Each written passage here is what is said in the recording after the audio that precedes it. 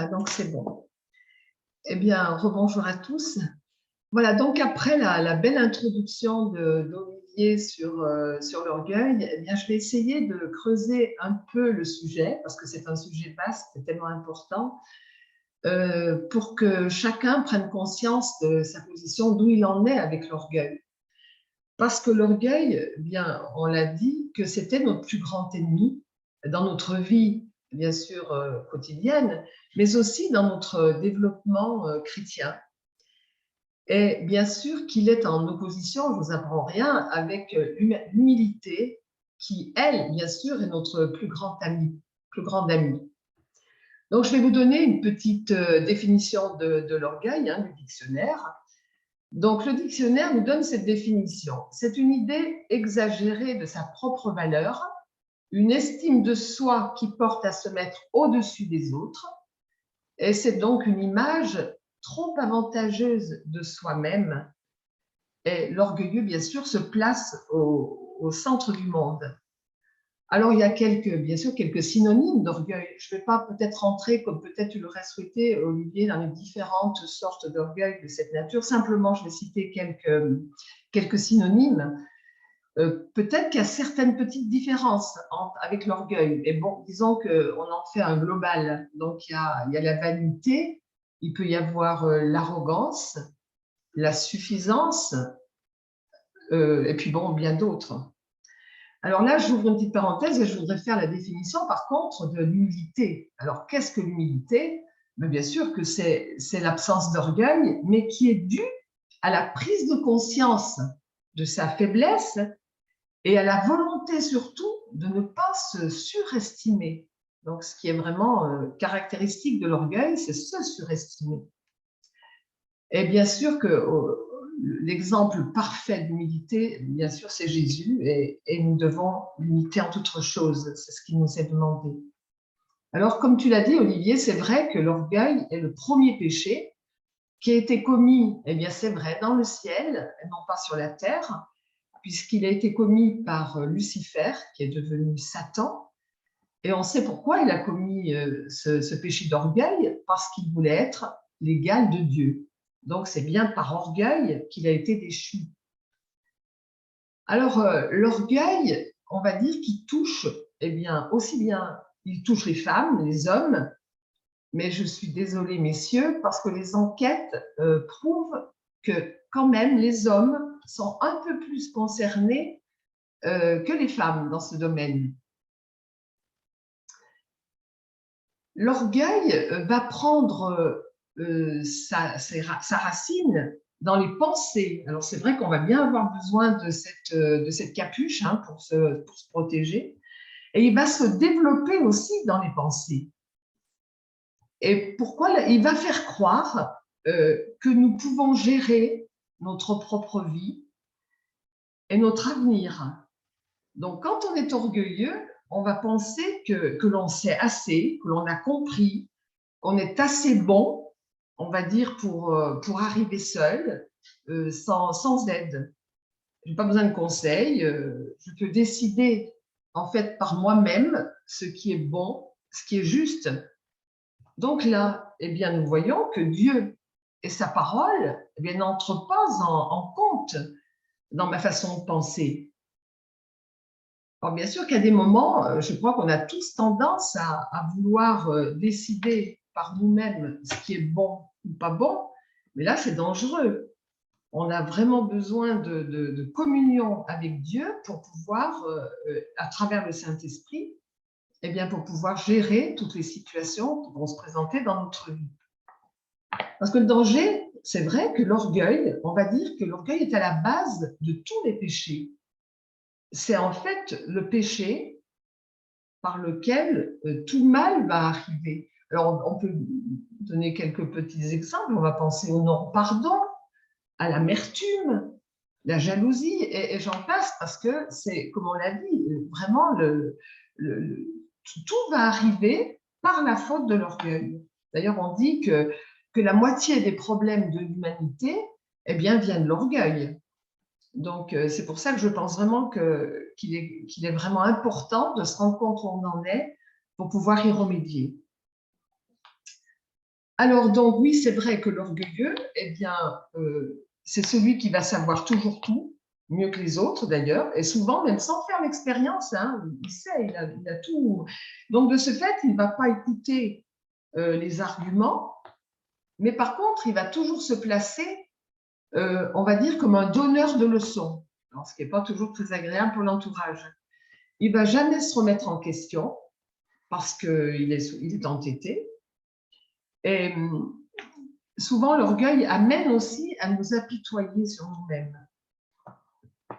Alors, l'orgueil, moi, quand on me parlait de gens orgueilleux, eh bien, je pensais toujours, quand je pensais à l'orgueil, que c'était visible, c'est-à-dire que c'est des gens qui un peu bombaient le torse, qui parlaient moi, que c'était vraiment très, très visible. Mais en fait, non, il y a des formes d'orgueil qui sont cachées, donc c'est-à-dire qui ne vont pas se voir de l'extérieur.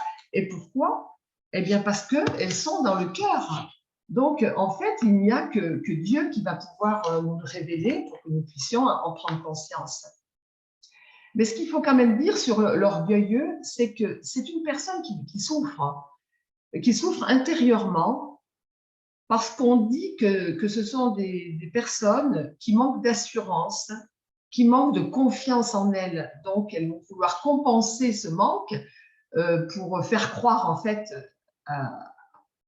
qu'elles ne sont pas, avec ces défauts-là, avec ces faiblesses. Mais bon, je crois que c'est vraiment une mauvaise décision. Alors, pour nous, chrétiens, quand nous manifestons de l'orgueil, ben, c'est que nous nous attribuons à nous-mêmes des mérites de qualité, ou on va dire de comportement, en fait, qui sont des dons de Dieu. Par exemple, par rapport à l'intelligence, par rapport à certaines vertus que l'on a, ce sont des dons de Dieu, n'oublions pas, ou alors des manifestations de la grâce de Dieu, comme les guérisons. C'est un cadeau de Dieu, mais là, il n'y a pas à en tirer gloriole pour nous. La gloire est pour le Seigneur. Eh bien, on ne peut pas maintenant ne pas parler d'Adam et Ève. En fait, qu'est-ce qu'ils ont fait? Eh bien, ils ont agi exactement avec la même motivation que Lucifer, être l'égal de Dieu. Et on va lire dans Genèse 3, 4. Alors le serpent dit à la femme, alors vous ne mourrez point, mais Dieu sait que le jour où vous en mangerez, vos yeux s'ouvriront et que vous serez comme Dieu, connaissant le bien et le mal. Donc, on voit bien qu'ils se sont laissés prendre dans ce piège de l'orgueil et on sait ce qui est arrivé. Hein. Donc, attention à notre ancienne nature qui veut toujours, bien sûr, revenir et faisons garde. Donc, nous devons, bien sûr, combattre l'orgueil parce qu'il faut bien avouer que nous en avons tous. Nous en avons tous, mais à des degrés différents. Mais là, ce qu'il faut retenir, c'est que Dieu, eh bien, n'aime pas les orgueilleux. Donc, on peut connaître le sort que l'on peut avoir si on tient tête à Dieu par l'orgueil. Alors, je ne voudrais pas vous inonder de versets, mais je crois qu'on va en citer quand même deux. Donc, Jacques 4,6, Dieu résiste aux orgueilleux, mais il fait grâce aux humbles. Proverbe 29, 23, l'orgueil d'un homme l'abaisse, mais celui qui est humble d'esprit obtient la gloire. Et puis deux qui sont encore importants, c'est l'arrogance précède la ruine et l'orgueil précède la chute. Et le dernier en Matthieu 23, 12, quiconque s'élèvera sera abaissé et quiconque s'abaissera sera élevé. Oui, ça, il faut vraiment avoir présent à l'esprit ces versets pour être préservé de cet orgueil. Mais je voudrais quand même faire une petite nuance et une petite frontière à ne pas dépasser, c'est-à-dire entre l'orgueil et la confiance en soi. Parce que quelqu'un qui a confiance en lui, connaît ses capacités, il ne va pas les surestimer. Donc, il ne faudrait pas que ça lui coupe l'herbe sous les pieds en disant que c'est de l'orgueil et ne pas faire avec l'orgueilleux. Lui, on sait qu'il augmente ses capacités. Donc, ça peut être dangereux pour la suite et pour les décisions qu'il va prendre. Donc, en fait, il faut toujours apprendre à gérer la chair, hein, le moi, parce que si on veut plaire à Dieu, c'est pas ainsi. Donc, voilà. Donc, je voudrais vous parler de quelques conséquences de l'orgueil. Une chose importante, c'est que les orgueilleux, ce qui se passe souvent, eh bien, ils sont aveugles. Aveugles à quoi? Eh bien, à leurs propres péchés et à leurs faiblesses. Donc, on va se fier à nos propres capacités et bien sûr, nous laissons Dieu de côté. Nous ne prenons pas en compte ce que Dieu veut nous dire. Donc, cet aveuglement peut nous conduire à de mauvaises décisions ou alors à de mauvaises réactions dans les situations que nous rencontrons. Et on va prendre un exemple eh bien, du Titanic. Pourquoi est-ce qu'il a été construit, ce bateau? Eh bien, il a été construit avec l'intention d'être le plus grand, d'être le plus luxueux. Donc, c'est par orgueil qu'il a été construit. Enfin, les personnes le pensaient insubmersible. Et on voit donc cet esprit d'invulnérabilité qui s'est emparé de ces personnes. Et puisqu'un matelot a même prononcé ces paroles, hein, Dieu lui-même ne pourrait pas faire couler le bateau. Mon Dieu, quelle présomption! Seulement, la conséquence, ça a été quand même 1500 morts. Donc, vous voyez que les conséquences ne sont pas toujours banales. Hein. Et on peut aussi parler là c'est à moindre conséquence, mais en restant dans les bateaux, la croisière Costa, il n'y a pas si longtemps que ça, le manque d'humilité du capitaine, hein, qui a fait une manœuvre dangereuse, donc il n'avait même pas à la faire. Hein, c'était une façon, je pense, orgueilleuse de se prouver. Eh bien, ça n'a pas été non plus une grande réussite. Hein. Et on peut dire qu'actuellement, Dieu est mis de côté.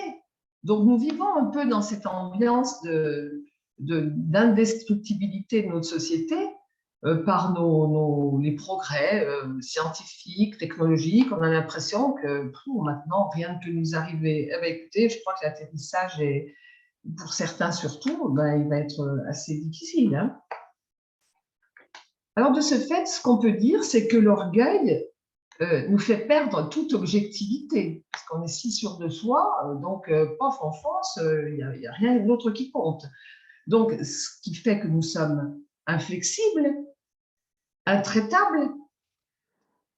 Il va aussi empêcher l'esprit d'équipe, parce que l'orgueilleux, il prend tout en main, il dirige, il commande, et voilà, toc. Donc, ça va être très difficile de travailler avec des gens comme ça. Donc, c'est vraiment un danger dans tous les domaines, que ce soit la famille, que ce soit le travail, à l'église, enfin dans la société en général, il va donner des difficultés. Et puis, quand même, ce qui est aussi important, c'est qu'il ne va pas faciliter la réconciliation en cas de conflit, parce que évidemment, il faut s'humilier quand il faut pardonner. Donc ça va être un gros problème. Et puis enfin, quelque chose qui n'est pas des moindres, c'est qu'il va précipiter, eh bien, on va dire, le jugement de Dieu. Et il va signer la ruine de la personne, du coupable. Et je pense que la Bible nous met constamment comment on peut dire, en garde contre les dangers de l'orgueil. Mais est-ce qu'on y prend assez au sérieux? Donc, je voudrais qu'aujourd'hui, c'est vrai qu'on ait vraiment conscience de toutes les conséquences de l'orgueil et qu'on soit en mesure aujourd'hui de prendre position et de dire je n'en veux plus, je veux vraiment, avec l'aide du Saint-Esprit, me guérir de ça, de cette maladie. Et d'ailleurs, ne dit-on pas dans Matthieu, quiconque s'élèvera sera abaissé et quiconque s'abaissera sera élevé. Ben oui, parce que si on n'écoute pas Dieu, on sait ce qui nous arrive. Si on prend une place où normalement Dieu ne nous a pas placés, eh bien évidemment que la personne s'étant élevée seule, eh bien elle verra sa chute, parce que Dieu va s'en charger. Je vais prendre quelques versets qui vont aussi nous ouvrir peut-être un peu la prise de conscience. Donc, dans le psaume 19,14 de David, donc, le verset dit « Préserve aussi ton serviteur des orgueilleux, qui ne domine point sur moi, alors je serai intègre, innocent de grands péchés. » Ben oui, là, on parle de domination. Eh bien, toute domination est une réaction, un signe d'orgueil. Donc ça, on le voit, c'est très fréquent dans notre vie quotidienne, hein, dans les couples, l'homme qui veut dominer la femme, mais aussi l'inverse, hein, la femme qui veut dominer le mari. Et en principe, celui qui veut dominer, eh ben, c'est parce qu'il veut contrôler. Alors derrière, bien sûr, se cache ce dont on a parlé, ce manque de confiance. Quand on a vu le contrôle, on en a parlé, hein, le manque de confiance, la peur, mais bon, il faut y remédier. Donc, c'est vrai que de ce fait, on peut dire que l'orgueil va amener beaucoup d'amertume parce qu'il va y avoir des déceptions. Et si l'orgueil n'est pas traité, il va y avoir une accumulation de souffrances qu'après, on ne pourra plus gérer du tout. Et dans le psaume 13, 10, c'est seulement par orgueil qu'on excite les querelles. Et oui, la cause de toute querelle, en fait, ou de la plupart, c'est bien l'orgueil. Et ça, comme je dis, je le répète, ça peut se passer dans tout le cadre de la vie, hein, famille, travail, église. Et donc, on nous dit même dans le proverbe 30, 32 que si l'orgueil te pousse à des actes de folie, si tu as de mauvaises pensées, mets la main sur la bouche. Vous voyez que ça peut aller loin, puisqu'on parle d'actes de folie. Et puis, le proverbe 16, 18, l'orgueil précède la chute. Eh bien oui, on sait ce que c'est que la chute de l'orgueilleux. Eh bien, c'est la mort éternelle s'il n'y a pas de repentance et d'humilité derrière. C'est-à-dire que l'on corrige tout ça. Parce que Dieu, résistant aux orgueilleux, eh bien, on sait qu'on ne va pas gagner contre la décision de Dieu. Donc c'est vraiment plus qu'important. On va un peu voir, on a déjà un peu cité hein, le comportement de l'orgueilleux, mais c'est vrai qu'il se place au centre de l'attention. Il veut toujours avoir raison, donc il est têtu. Il ne reconnaît jamais ses erreurs. Il veut tout diriger, donc il va avoir de la difficulté à obéir et à se soumettre. Il coupe sans cesse la parole. Il accorde plus d'importance, on va dire, à son statut qu'à ce qu'il est lui-même, son rôle, son identité. Il y a des gens qui vont se présenter comme, je ne sais pas, je suis le PDG de telle société, au lieu de dire je m'appelle Monsieur Dupont, je suis Monsieur Dupont. C'est flatteur, c'est l'orgueil, là, est vraiment en mouvement.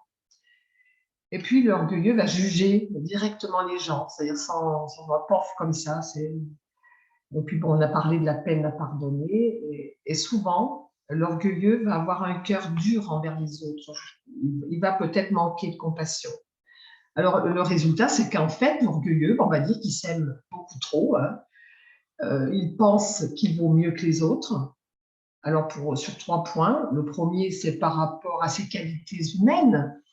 On peut, je sais pas, il peut être beau, fort, intelligent. Ça peut être aussi par son accomplissement, ses résultats, que ce soit dans le travail, dans le domaine sportif, et puis enfin par ses richesses. Il va penser que grâce à son argent, son patrimoine, il met en valeur. Voilà. Donc, on en a vu, là, on a cité un peu de l'orgueil, j'ai envie de dire, humain, de l'orgueil. Et je vais parler un peu plus, enfin un peu d'une autre forme d'orgueil qui est la plus dangereuse pour nous, c'est l'orgueil spirituel. Pourquoi est-ce que c'est important?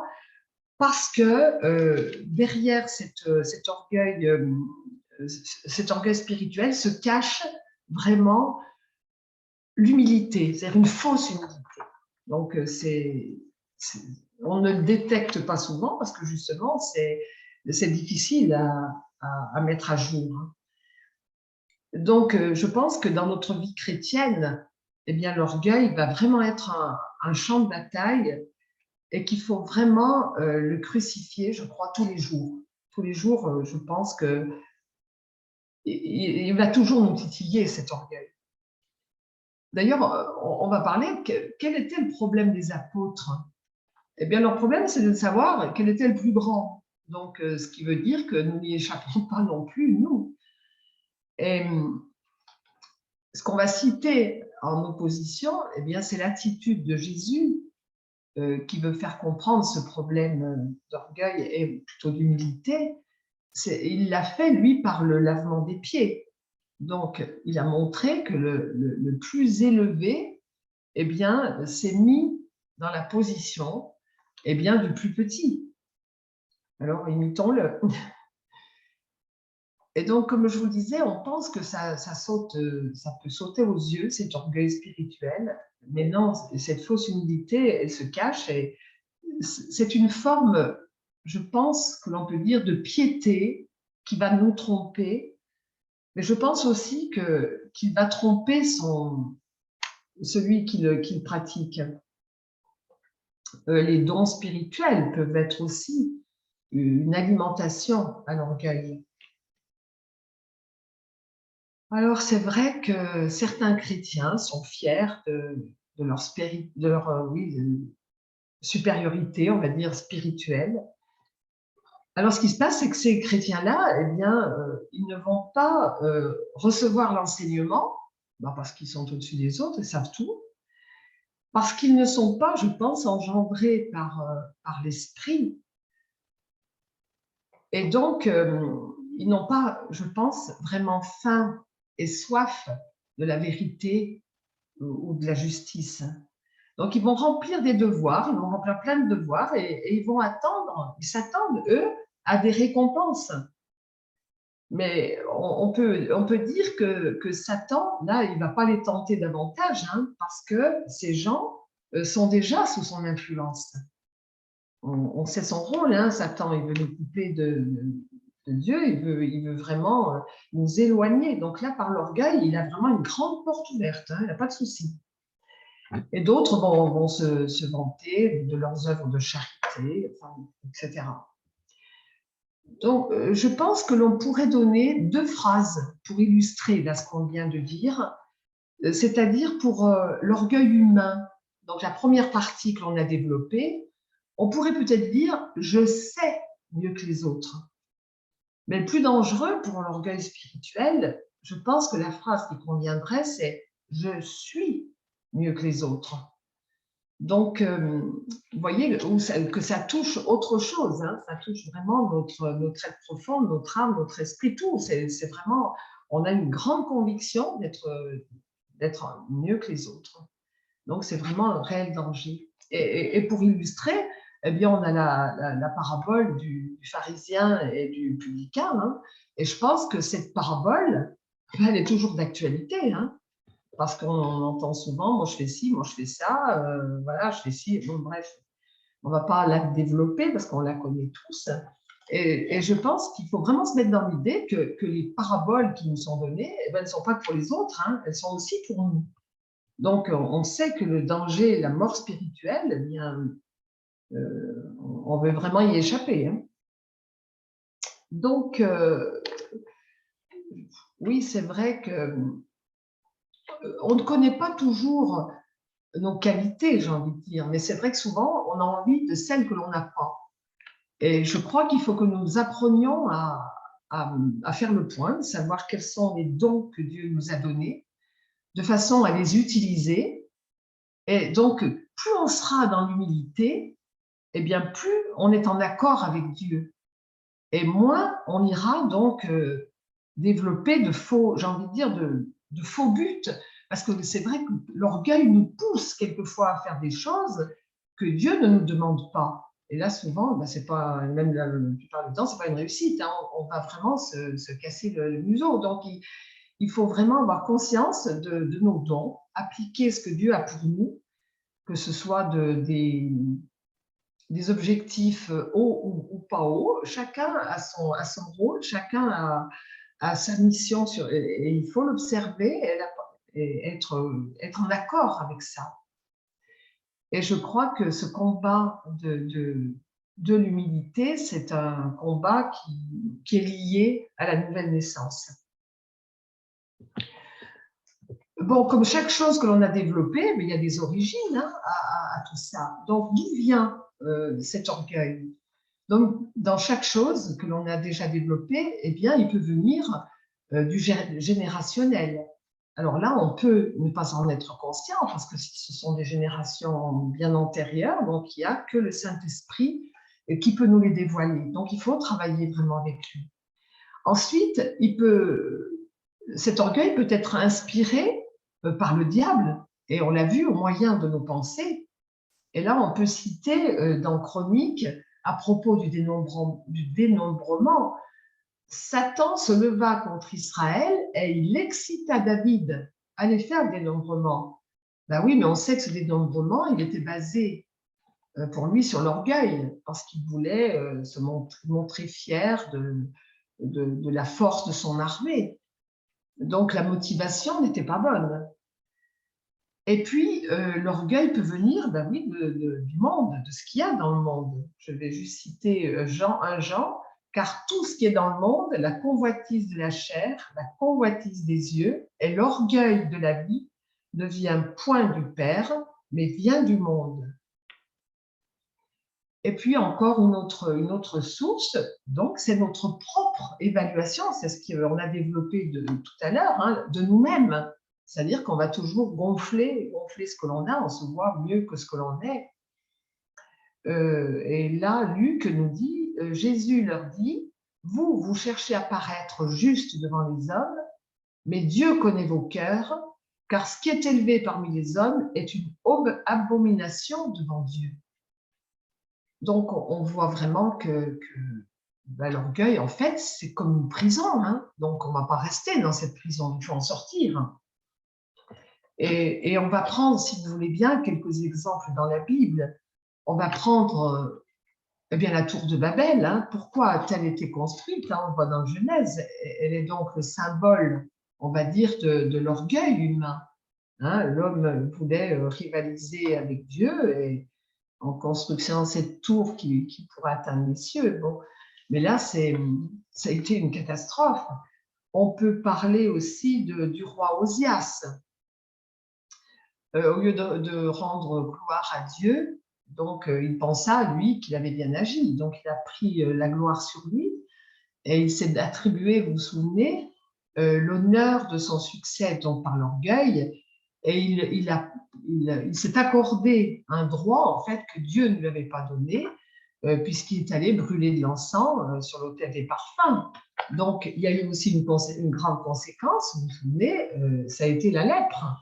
Donc Dieu ne passe pas, il n'y a rien à faire, il ne passera pas sur l'orgueil. Donc faisons attention à nous. Et puis, on peut donner un autre exemple, c'est le roi Nebuchadnezzar. Hein. Qu'est-ce qu'il a fait? Ben, pareil, il s'est bien conforté dans son orgueil. Hein, et on connaît la conséquence. Hein. Son cœur d'homme lui sera ôté et un cœur de bête lui sera donné. Et cette année passeront sur lui. Et oui, c'est une belle leçon, hein, cette année, on va dire, d'humiliation. Bon, enfin, il a levé les yeux au ciel, on sait qu'après, ça s'est bien terminé. Alors maintenant que l'on a développé tout ça sur l'orgueil, on connaît tout, on va se dire, ben, on voudrait s'en sortir. Donc, comment vaincre l'orgueil? Eh bien, comme chaque fois que l'on a traité des sujets de cette nature, eh bien, il faut s'examiner soi-même. Il faut s'examiner parce que n'oublions pas, oui, que Satan, je le répète, il veut toujours nous faire tomber. Donc, il est toujours là à nous titiller. Donc, mais on va avoir besoin de l'aide du Saint-Esprit.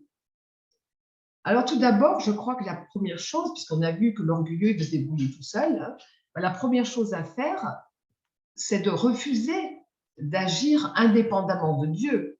Donc, il convient de lui soumettre nos situations, les détails de notre... Et puis, écouter ce qu'il a à nous dire et suivre ses conseils. Et bien sûr, une fois que l'on a fait, on va dire, le bilan eh bien, on passe comme toujours par le pardon. Bien sûr qu'il faut demander pardon pour cet orgueil. Et puis voilà, travailler bien sûr aussi en parallèle sur nos pensées, puisqu'on sait que c'est là-dedans, hein, c'est le champ de bataille, c'est les pensées. Et Dieu, comme il est dit, hein, dans Jacques, approchez-vous de Dieu, il s'approchera de vous. Donc lui, il ne demande que ça, hein, venir à notre aide. Donc, il faut prendre conscience de cette notion de supériorité que l'on s'était accordée à tort.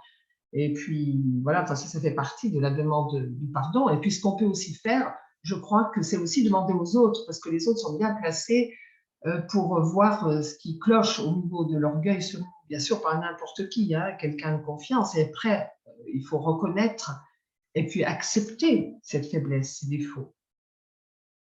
Alors, on sait que Dieu agit, on sait que Dieu, eh bien, peu importe à quel point on a été, eh bien, il est toujours miséricordieux, que ce soit hier, aujourd'hui, éternellement, qui va toujours continuer à transformer, on va dire, des pécheurs rebelles en enfants de Dieu. Donc, finalement, il ne faut pas hésiter à faire cette démarche.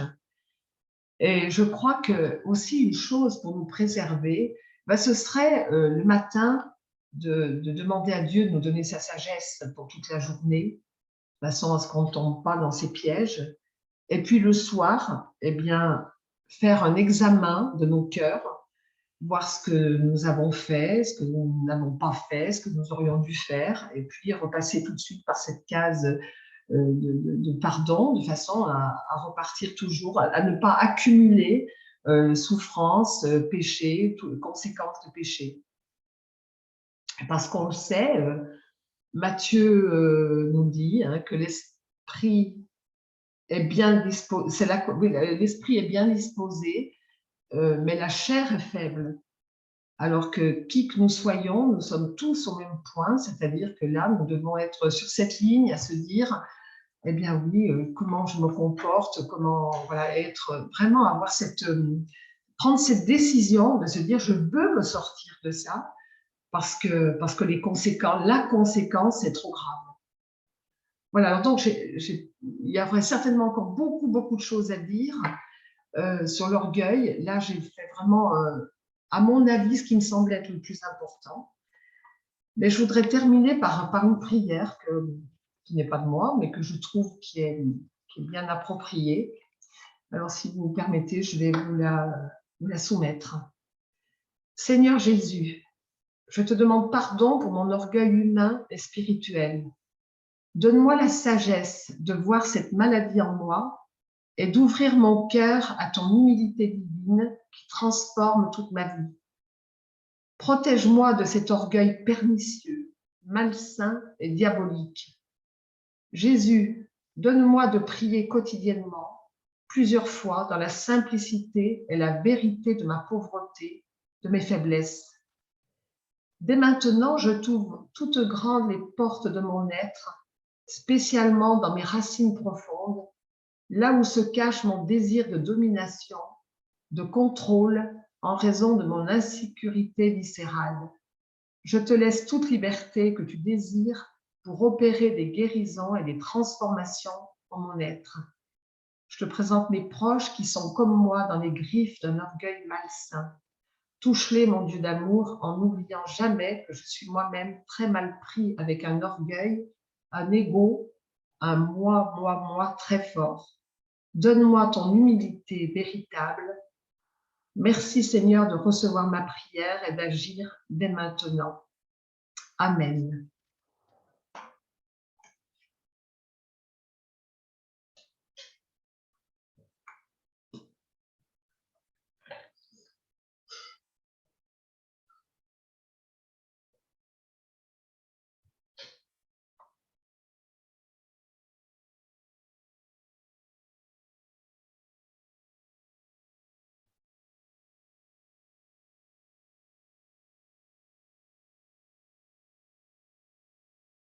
Oui, ça laisse sans voix.